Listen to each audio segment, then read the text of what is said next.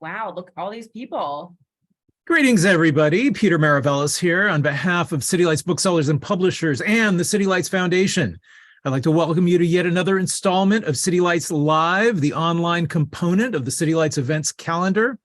As is customary before each event, I'd like to remind everyone we are beaming to you from the unceded ancestral homeland of the Ramaytush peoples, also known as the San Francisco Bay Area. I'd like to take this moment to offer respect to those who have come before us as stewards of the land. Tonight, we are delighted to be hosting Robert Lopez in conversation with Sarah Rose Etter, together with our friends at the ever groovy $2 Radio. We are celebrating the publication of Dispatches From Puerto Nowhere, An American Story of Assimilation and Erasure, the new book by Robert Lopez. In it, he paints a compassionate portrait of his family's arrival in the U.S. and the consequences of decades of cultural assimilation. He attempts to bridge the past to the present and reclaim a heritage threatened by assimilation and erasure. Dispatches is as much a detective story as it is a meditation on identity. It is solid and layered storytelling with which Robert Lopez displays his prowess as a wordsmith. Robert Lopez is the author of the novels Part of the World and Cambi Bolongo Mean River. He is also the author of two story collections, Asunder and Good People, and a novel in stories titled A Better Class of People. His writing has appeared in dozens of publications, including Bomb, the Three Penny Review, Vice Magazine, amongst others. He teaches at Stony Brook University and makes his home in Brooklyn, New York. Joining him tonight is Sarah Rose Etter, the author of Tongue Party and the Book of X. Her work has appeared in The Cut, Electric Literature, Vice, Guernica, as well as many other outlets. Her new novel titled Ripe will be published in the summer of 2023 by $2 Radio. Sarah Rose Etter makes her home in San Francisco. Before we begin, I would like to let you know we're going to be posting links in the chat function of your Zoom dashboard with which you may purchase books. We'll also be hosting a Q&A, so please, I'd like to encourage you to post your questions and comments in the chat function. So please join us now in giving a warm welcome to Robert Lopez and Sarah Rose Etter. Welcome to City Lights. Thank you very much. Thank you all for tuning in. And what I'm going to do is just read a couple little bits from the book, and then we'll talk, and then we'll do something else with ourselves. Okay, so this is the very beginning. What I don't know about my family is almost everything. I don't know when or why my grandfather left Puerto Rico, although I can make assumptions about jobs and opportunity and the nebulous better way of life that can be applied to countless immigrants. I don't know anything about his family, if he had brothers or sisters, who his parents were, or what they did for a living. I don't know if he left anyone behind on the island to come to Brooklyn. I never asked questions, and no one in my family told those kinds of stories. I know less about my grandmother. I do know she was born in New York City, but I know nothing of her parents. I remember hearing that one was from Spain and the other from Cuba, but I don't know which was which or why they immigrated to the US. Nothing was passed down, not the language, not the food or music, or the family history. Everything was erased. I don't know what my father knew about his heritage. I don't know if he ever met his grandparents or knew anything about them.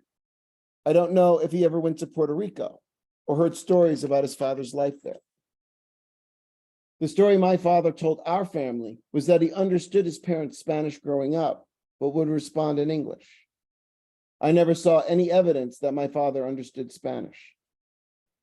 An immigrant is a person who has come to live permanently in a foreign country. If you stand in exactly the right spot in Brooklyn Heights with a good pair of binoculars, you can't come close to seeing Puerto Rico. What in this life is permanent when everything is foreign? Cultural assimilation is when individuals or groups of differing heritage are absorbed into the dominant culture of a society. The process involves taking on the traits of the dominant culture to such a degree that the assimilating group becomes socially indistinguishable from other members of the society. Here in the United States, they become whitewashed. It's rare for a minority group to replace its previous cultural practices completely, particularly during the last 50 years. But before that, it happened all the time. Puerto Rico has been part of the United States since Woodrow Wilson signed the Jones-Shaproth Act in 1917. But Puerto Rico has never really been part of the United States, and no one thinks of Puerto Rico as part of the United States. So I think of my grandfather as an immigrant. I go back and forth with what I've lost through erasure and what I've gained by assimilation and what it all means. The back and forth is like a tennis rally and how different shots behave on the court. Mario's flat backhand will rush through the air and stay low, whereas the topspin Teddy puts on his forehand will have the ball kangaroo past shoulder level. Wayne's backhand slice skids off the ground and eats you up if you're not ready for it. In Brooklyn, I live in the American melting pot, exemplified by the diverse tennis community of which I'm a part. Most everyone has a history, or at least a mythology, the stories we tell each other and ourselves, idealized narratives that we can talk about during changeovers and water breaks. Even I play the game, but it's a hollowed out mythology when I tell it, and almost entirely a fiction. I sometimes tell them that my grandfather was a house painter or guitarist for Tito Puente, that he toured the country and Latin America until it was time to get married and raise children. But I can also say that he was a longshoreman or boxer who had 2 or 3 families and was an absentee father and grandfather, which was why my own father never learned Spanish, and neither did I. My grandmother never taught me any Spanish, but said I should learn in school. The example she provided to underscore the importance of learning Spanish had to do with her experience riding a subway and overhearing 2 men planning some sort of crime. She found a cop on the platform and ratted the would-be criminals out. And this is why I should learn the language. My grandmother was earnest in this advice. There was no other reason to learn or speak Spanish. And I'm going to stop there. Thank you. It was a beautiful reading. Thank you. Happy release week. I know you're very busy this week with so many things to do, but it's so nice to get a chance to talk to you about this beautiful book. I really, really loved it. And thanks. The reading was so nice too. I don't know if I've ever gotten to hear you read before. So this was like a nice treat for me. Well, thank you, Sarah, for doing this with me. I really appreciate it. Of course. All right. So I have a ton of hardball questions for you. I'm really going to put you in the hot seat about everything regarding. I'm kidding. It's not going to be. I actually wanted to start talking about this from a craft perspective, because I think, you know, we've talked about this a lot as friends, coming to the work in an experimental way. And I saw that really shining through. So I wanted to talk a little bit about, when did you write the first dispatch? And when did you decide that they were dispatches? Like what drew you to that as a form? Well, what's really interesting is that the very first thing I wrote for the book was an essay, a braided essay, and a meditation on the word spick, where it came from and how it was used in my life when I was a kid, and how some kids use it as an insult. And then later on, we all refer to each other in those sort of ethnic derogatory terms. And so it was a one-off essay on that. I was just giving that a kind of spin to see what I could do with it. And then eventually I wrote another piece that had something to do with something or other, and I can't quite remember the evolution of it all, but I was talking about a disconnect from the culture and heritage that I, should have been a birthright. And they were all individual braided essays. Mm-hmm. And they weren't the short little dispatches that the final form took eventually. And that came about when our mutual editor extraordinaire, Eric Obanoff, he suggested, what if this is a book-length essay instead of a collection of essays? I said, oh, that's a really cool idea. And so so let me see what I could do with it. And I played around with the idea of stretching this work out and making it a book-length essay. And by doing that over and over again and playing with the various subject matter of the individual essays and seeing where the connective threads were, I came up with short chapters for the most part. And that's all they were. They were untitled short chapters. And it was very late in the process, almost, maybe, God, a year of working on the book with Eric and Eliza that that it came to me that, ooh, I should title each one a different dispatch. And that was kind of a eureka moment for me. And it was really the best fun I had during the whole process. So, okay, so I have so many things to say about this. I love it because I always feel like sometimes the best ideas happen like right when you're at printer deadline and they're like, we are sending this thing. And you're like, wait a minute, I just figured this whole thing out. So goofy. So I actually love that that was kind of like your finishing. I almost feel like it had to be assembled before you could find that as a way to connect them. Do you know what I mean? Yeah. I think it did have to be assembled that way because I never have any ideas as to form or, even for the most part, subject matter. And it's just in the writing that you discover it. And then once it presents itself to you, then you kind of figure out how it's supposed to go. But unless you start, you can't possibly know. At least that's been my experience. So so was this always the title then or no? Yeah, the title was always Dispatches from Puerto Okay. Nowhere. One of the original essays, I think that one got published in Long Reads, if I can remember correctly, was called Dispatch from Puerto Nowhere. Okay. So, I always had that as a title. And then once there were more pieces, I knew the book was going to be called that. I also love that, they come from dispatches from real place, but then they're from the moon. It's just that I can see you like playing there and having a lot of fun. So I love that.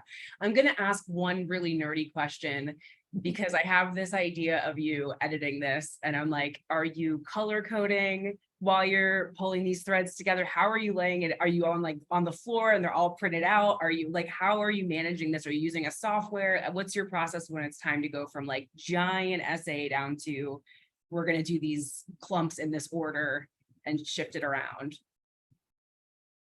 That is a really good question. And I wish I was somebody who paid a little bit more attention to what I feel like I go into some sort of trance or some sort of alternate state when I'm working.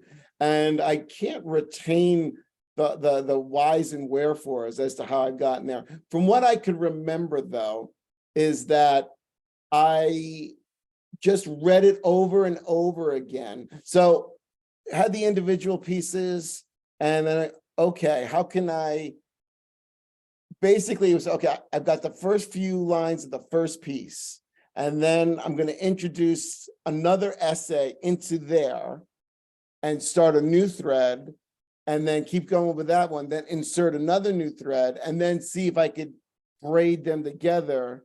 So what started off as braided essays became just like a super braided essay. And I can't remember the evolution of how to get it down into more cohesive, digestible chunks, but it seemed to have happened. That's it seems to me that it might have happened and been published. That's incredible. No, I do know what you mean. There is sometimes like I'm almost blacking out during the process and everyone wants you to say something so like moving or this technique or I did this thing. And it's like sometimes you're like, I don't know what I did, but somebody did the work and thanks to them, I'm here. I was curious though, there's a lot of research. And I think this is something that I loved when I read your book, because I was sitting there thinking like, oh God, you and I like love to have a long ass source page. And I know that Eric and Eliza were probably like fact checking you. I got fact checked so hard. I know you probably did too. So I did want to talk a little bit about what your research process looked like and kind of how you dug into all the facts that you have throughout. Well, the research,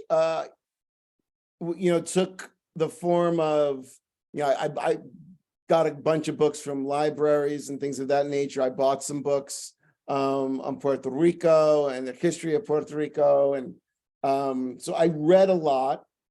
And I have to say too, in the acknowledgments of the book, I call it a collaborative effort because Eliza found some great stuff for me out there. When I read I came up with the bit, of course, that my late friend Paulie Heaney, when he was killed by police in Wisconsin, I had that piece that I wrote.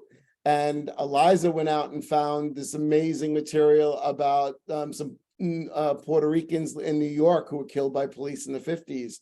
Wow. And so she sent over those newspaper accounts and so I could weave that kind of material. And so it was really quite a collaborative process with the research. And there were so many, like you said, the fact checking, there's no playing around with that because, we're fiction writers. And so, hey, let's just make it up a little bit. We'll figure it out later. And then later comes and we're like, oh.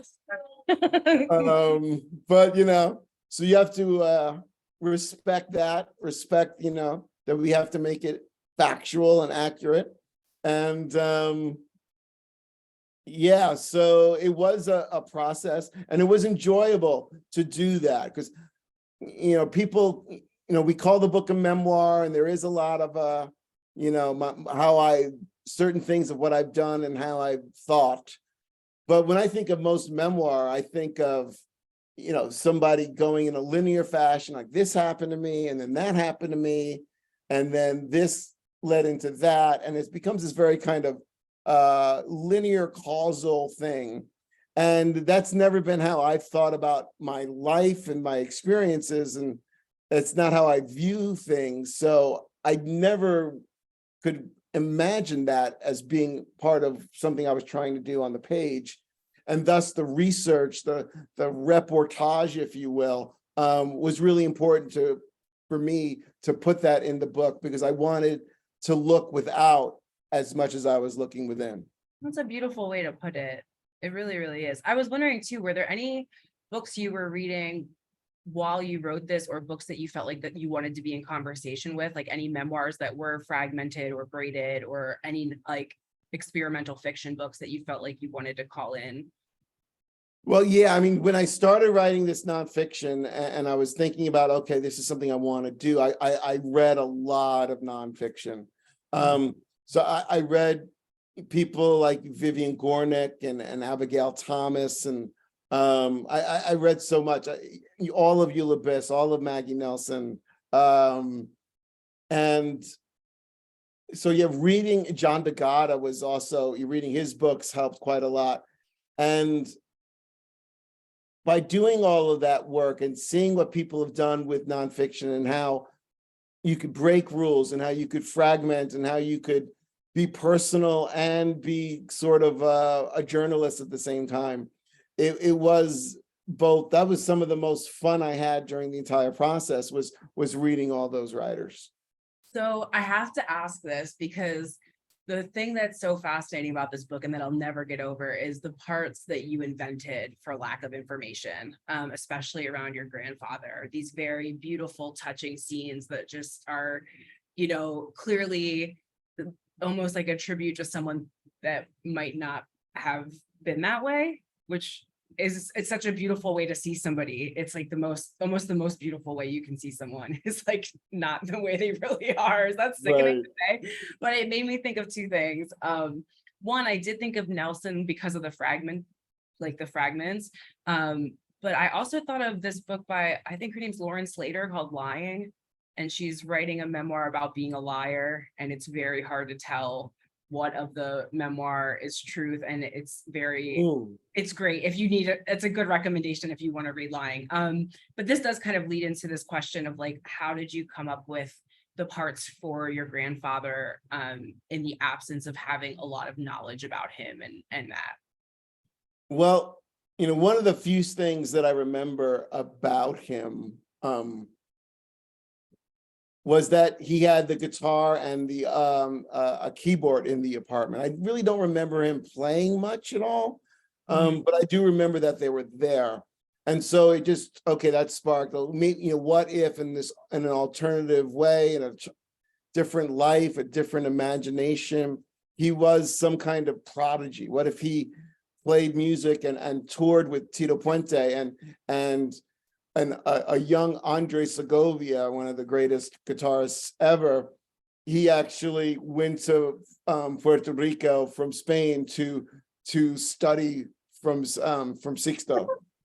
So thinking about those kind of things, based on the little I did know about him, because I knew the man. I was 16 when he died, and he wasn't a mythological figure to me. I had meals with him and watched the Love Boat when he and my grandmother babysat for us on Saturday nights when we were, my sister and I were 7 or 8 years old. And so he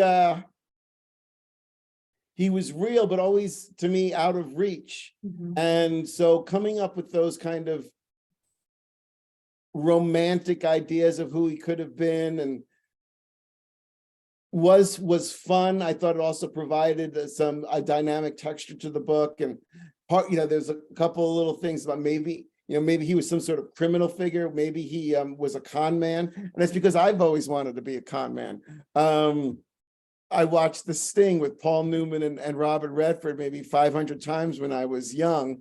And my friend John and we would practice cheating at cards on each other.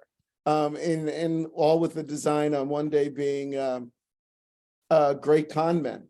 And so not only it's an alternate history for him, it's all based on me too. That the kind of life that maybe I in a different time, different world, different circumstances might engage in. Or maybe some of the lineage you wish, if you could have chosen, you might, maybe I would have picked to have the mobster grandpa who was, always up to something. And Yeah. yeah. It sounds like material and it sounds romantic to me. All kinds of stuff. I also loved how it managed to be fantastical in a way, but it didn't break the reality of, if he did become a famous guitarist, we would be able to find him. So it's better that he becomes the guy that was almost a famous guitarist. Right, yeah. Friends with the famous guitarist, because then, it still like fits the narrative of reality, Yeah, and it's funny because one thing I really appreciated about working with Eliza and Eric is that they allowed me to do some stuff that was, so I cite a journalist named Diego Goldstein, who wrote a piece on Sixto in 1920 something about his prowess. There is no, I'm Diego Goldstein, and it was an alias that I've used in the past. I've published 1 or 2 pieces under that name. So yeah, I made him a journalist from the 19, whatever. And I was glad that we allowed that to happen. I love that you just revealed this giant Easter egg exclusively to this Zoom call. Yeah. So you made an assumed identity to create works that you later cited. I love it. It folds back in on itself in such a nice way. This is a goofy question. It's just for me to know. I'm pretending no one's here. I'm like, I just need to know this. Did you get caught up in whether this would be fiction or nonfiction? Like, did it ever cross your mind? Because it walks that line. Like some of the times I was like, I wish we didn't have these labels at all, because this is somewhere new. And so I wondered if it ever crossed your mind to publish it as fiction, or if that felt. No, it never did. And it's because every fiction I've ever written has always come from sentences. So I've never had an idea to write, I want to write a story or a novel about this, that, or the other. It's always come from single lines, one sentence. And with this nonfiction, there were ideas at the genesis of it. And since I don't know how to do an idea-driven fiction, I knew immediately that it was going to be nonfiction, and I wanted to write nonfiction. After years of doing fiction, it felt like I wanted to try something different. So yeah, it was always going to be nonfiction. When I've had fiction friends jump into the world of nonfiction, after they get fact checked, they're usually like, I'm never doing this again. Do you feel that way? Are you like, this is the only nonfiction book I'm ever going to do? Or are you? I'm willing to do it again, depending on the project And yeah, if something presents itself that works for me and gets me excited, I could see doing nonfiction again. What's funny is that Abigail Thomas, who wrote probably 3 or 4 books of fiction, both novels and stories, she told me in an email that once nonfiction grabs a hold of you, it never lets you go. Whoa. And she has written solely nonfiction since she started with it back in the 90s. Yeah. That kind of scares me, the idea that like you would be fact checked until you die. I don't know if I could do it. Yeah. I think Yeah, no, it is a completely different experience for somebody who's never had any sort of fact checking before. also the scale is so different because it's one thing to get fact checked for one essay. Right. Now you're getting fact checked for hundreds of pages and you're like, you know, it is a crazy process for sure. Yeah, and you know, it's funny that you mentioned this, and I haven't thought of it. So I had 2 of these pieces that we were talking about originally. The braided essays appeared in The Sun, right, which is a really cool publication, and they fact checked. So there's a bit about a Mets player named Todd Frazier who hit a home run into, and I describe it as the half-empty bleachers. Yeah. And to me, that's just, you know, that's what I said. That's fine. They came back to me. They actually tracked down the tape of that home run on that one day from a game 3 or 4 years before. And they said, actually, the bleachers were full. And I'm like, who cares? I swear to you, okay. There's something happening here because I remember one time Kent sent me a version of the new book and he was like, I want you to know this time when I edited it, I was acting like the guy you hate going to the movies with, who's always like, that would never happen in reality. Spaceships don't make that sound. And he did. And I was like, I'm going to murder you. This is the most annoying editing of all time. I would have screamed. I'm sorry. I'm so childish. If they I know. I mean, you know, to me, half empty bleachers sounded good, and they wanted to change it to you know, full bleachers or bleachers full of fans or some shit like that. And I was like, no, that's not how this should go. And so I think I switched it back. I saw you. No, you did. You 100% switched it back, which is hilarious to me. Okay, so I do have some questions that aren't about craft. So there were 2 things that jumped out to me. One is, you know, this way that you have in the writing, and I think you mentioned this as a technique, but then the way that you execute it is like really beautiful but brutal, of both looking and not looking at something, whether that's through like disclosing that a friend was murdered by the police and then immediately switching to talking about tennis in a way that it's like you're kind of shooting someone in the heart with an arrow and then like immediately changing the subject. And so I wanted to talk a little bit about that as a technique for you and kind of how you arrived at it. Yeah, it's funny the way tennis works in the book, right? Because, and again, this was something that apparently was on a subconscious level or an intuitive level that I was never quite fully aware of as I was working on it. But it occurred to me later that there's so much about the family stuff is all about disconnect and all about not feeling a part of something. And so when I talk about the tennis and my tennis community here in Brooklyn, it is about that connection, about having a connection with these people and with the sport and a common language that we share, and putting those 2 things together as kind of a juxtaposition. And it always feels to me like that's the way the book should have happened. And so when writing the piece about Paulie, it always had tennis in it because, you know, all of that in the beginning of that piece is true, is that, and that's, I think, true of all of us. Like you have this horrible news that you get and you feel like, okay, the world's changed. Everything's different now in some way, in a lot of ways, depending on the loss that we're talking about.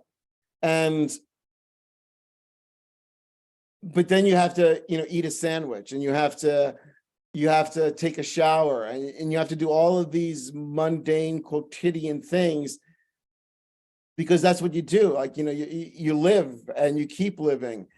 but it also has always felt absurd to me that, you know, when you have something that heavy hanging over you, to do something that is so routine that it feels almost like a betrayal in some way.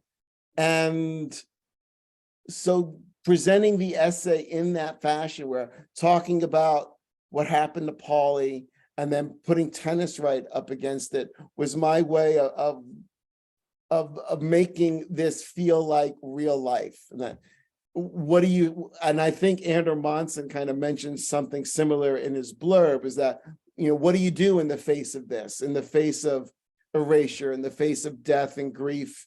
You do what you always do. You write, you play tennis, you eat food, and you try to live a life. And so I think that's, you know, that's the whys and the wherefores of, you know, pointing the camera slightly away. I always loved in Raymer Carver's last story that he ever wrote, Errand, which is about the death of Chekhov. You know, Chekhov checking into a sanatorium where he's dying from tuberculosis.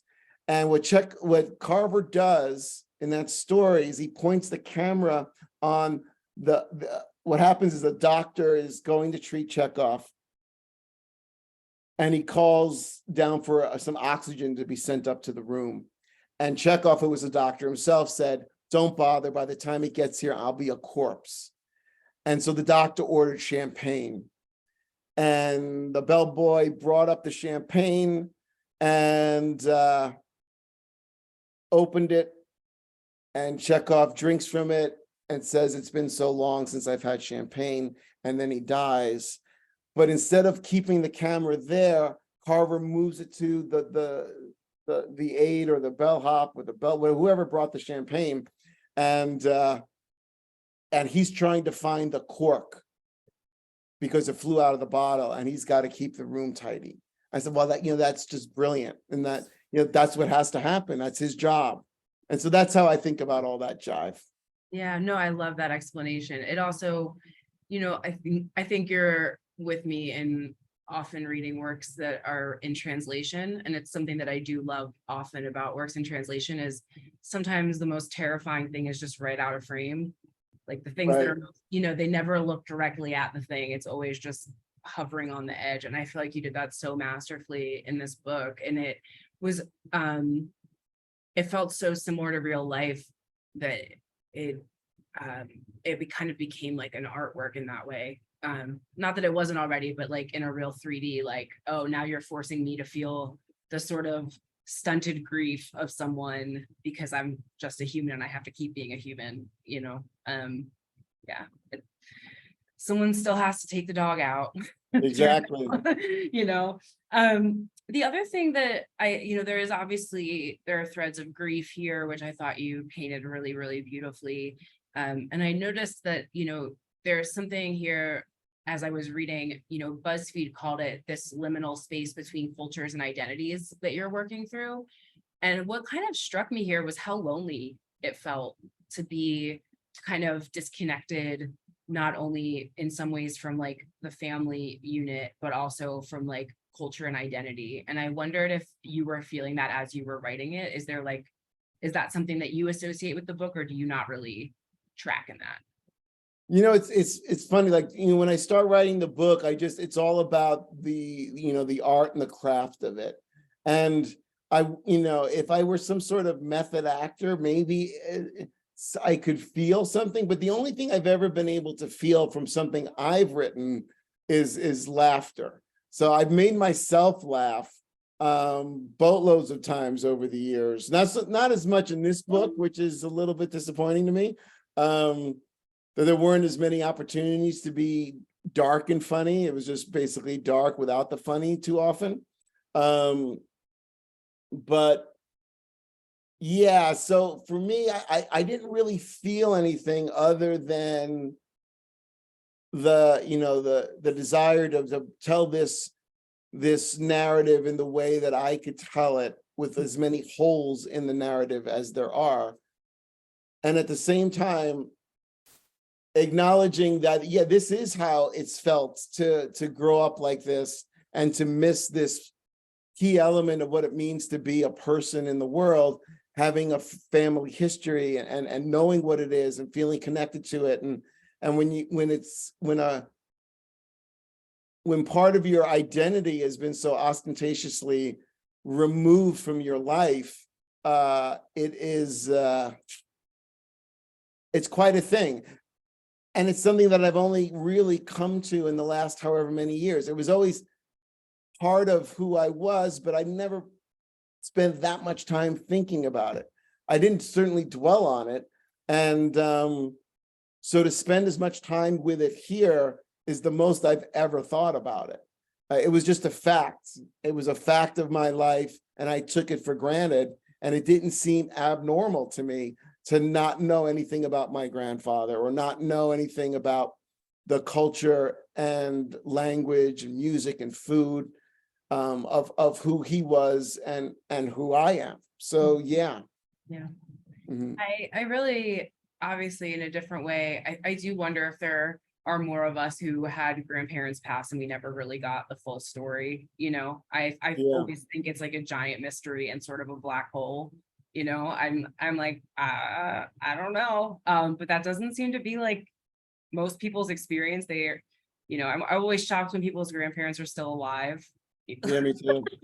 I'm like, I haven't had a grandparent in a very long time. I don't, you know, so I really did relate to that. And it's something I feel like, you know, people don't really talk about because in America, it's so family oriented and the family's so important. And it feels like everybody has these beautiful relationships. And it was kind of nice to have someone acknowledge, like, sometimes somebody can babysit you every Saturday night and make you watch Love Boat. And you might still have no idea what it was like when they grew up or what their life was like. Or in some cases, maybe they're making you watch Lawrence Welk dance show, as was my case. And then you never really know, you know? Yeah. Yeah. So I'm almost to the end of my questions. I do have the first, I was very pissed off when I learned that I know that you mentioned in another interview that Puerto Rico is generally treated as a non-entity to America. But when I read some of the facts in this book, I got so pissed off. Like, paying the payroll taxes that we pay, like, Mhm. that is insane. I just wanted to say to you that I hate the government. It's more of a comment than a question. Did you get mad though while you were like pulling some of these together? Because I can imagine like staying in that space and finding it like fact after fact, you might just like really get pissed off. You know, it's certainly, it's more than just aggravating. It's a travesty how this government has always treated Puerto Rico. And yeah, you know, there are certain things that should be addressed, and it seems pretty easy to do that sort of thing. Like, you know, if we're gonna tax the people of Puerto Rico, then they should be able to vote for president. They should be able to have representation in Congress. It just makes sense, right? And for these things not to happen, and some of the other social issues that take place in Puerto Rico, it is a travesty, and it is vexing as hell that this is the reality. Yeah, I did feel throughout the book, you know, the more that you see all of this evidence, and then you start really rooting for the people that are fighting back. You know, like I saw that you started to list out people who were like organizing, you know, to fight back, and that felt really good. Like, I'm like, yeah, get them. Yeah. You know, so I did want to say, like, I thought that you called attention to these issues in like such a beautiful way. That was like moving, but also deeply disheartening. And, you know, these systems are so brutally fucked. Yeah, no, they are. Yeah. And you know, I hope it changes, but I'm not optimistic. You know, I'm with you in that. I'm not either. Yep. I wish I was, but you know, it's, I was looking forward to Trump getting arrested today, and I don't did he think get it's arrested? No. I don't believe so. I've No. been tracking the news all day. I haven't seen it. I do have the final dreaded question. All righty. What are you working on now? I'm mostly working on my second serve. I'm trying to get it.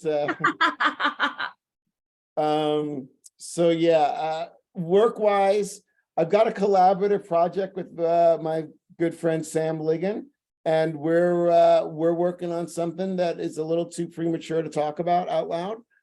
So that's the thing that I'm presently engaged with, and I'm excited because the collaborative process is not something that we fiction or nonfiction writers get to do so much, and so it's great so far, and I'm looking forward to more. Are you allowed to say whether it's nonfiction or not? It's not fiction.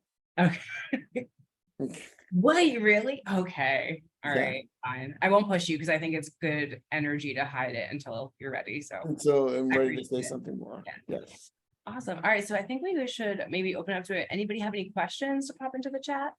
Anything we didn't touch on? I could ask you about tennis in the interim because we didn't really like go full into tennis. And that's totally fine. We've had a lovely talk. And I'm really grateful for everybody who's here. I'm knocked out by it. I could call out the names of friends here and writers I dig, and there's too many to say out loud, but know that I see you all, and I'm very, very grateful to everybody. Awesome. Well, thank you so much for allowing me to be part of this. Congratulations on your beautiful book. And also thanks for being such an engaging interview. I feel like I learn from you every time I talk to you. So just thank you for sharing that with everyone. You're a really special writer, and I'm so excited about this book. Well, thank you very much, Sarah. And I want to say that everybody should be on the lookout for Sarah's Ripe. The summertime, it's going to be here very soon, and I can't wait. Thanks, Robert. I hope to see you in person soon. It's been too long. Likewise. And thank you for having us, City Lights. Always a pleasure. Congratulations, Robert. And thank you, Sarah, for doing the honors tonight. Also really looking forward to your book over the summer. A big shout out to Brett and Eric and Eliza at $2 Radio for all that they do. One of the great indie presses of all time. Also want to thank all of you in the audience for joining us tonight. We have posted links in the chat with which you may purchase books. If you're in the hood, come on down and visit us. We're located in San Francisco's historic North Beach district. We're open 7 days a week. Our new hours are Monday through Thursday, 11 to 8, and Friday through Sunday, 11 to 9. So slowly getting back to our pre-pandemic hours. Also want to point out that City Lights is celebrating its 70th anniversary in 2023. We're going to be featuring a special calendar of events beginning in May and running through to the end of the year. It's going to include in-store live events, online. We're going to have poetry readings in Kerouac Alley, historic tours, panel discussions, you name it. Keep an eye on our calendar for pending announcements. Tonight's event has been made possible by support from the City Lights Foundation, continuing the legacy of our founder, the late Lawrence Ferlinghetti, through public events like this one, our publishing program, and educational outreach, all dedicated to sustaining a vibrant community of readers, writers, and independent thinkers. So good night, everyone. Take care. We hope to see you all again soon. Bye, y'all. Bye, y'all. Thank you very much. Have a good night, everyone.